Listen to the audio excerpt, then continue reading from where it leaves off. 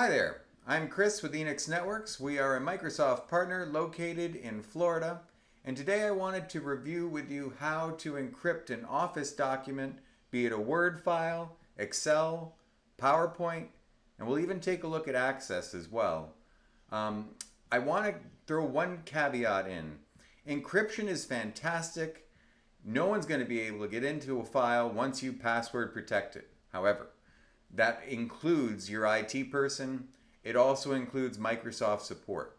So this is a password, if you are going to create it, that you must maintain in some form or fashion. All right? Now, let's get started. Let's say I have a very important Excel file and I don't want snooping eyes on it anymore.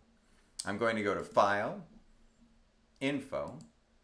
I'm going to select Protect Workbook. I'm going to say encrypt with password, and then I'm going to type in my password. It's going to ask me to do it 2 times.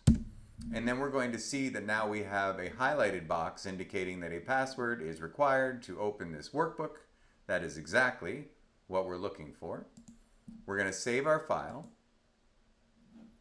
We're going to close it. And now let's reopen it real quick.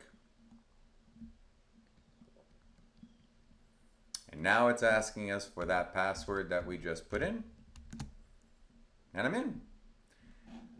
I mentioned Access was a little different. It's actually even easier. You again go to File and Info. But your Encrypt with Password option is right here on this main screen. Again, type it in twice, and your Access database file will be encrypted. So I hope this helps protect your business data, give you peace of mind, and know how to encrypt your files. Oh, and if you ever want to remove the encryption afterwards, let's go through that too. Let's get rid of Access and go back to our encrypted Excel file. So again, I'm going to start at File. I'm going to go to Info. I'm going to go back to Protect Workbook. I'm going to again choose Encrypt with Password, but this time I'm just going to blank out what's in there. You see that highlight is gone. Save my file. And now I can just open it back up again.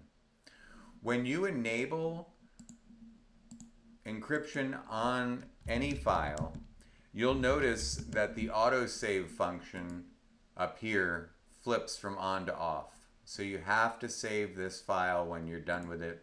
Otherwise, the changes that you make will not be saved.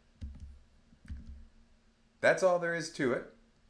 This will help keep your business data safe and secure.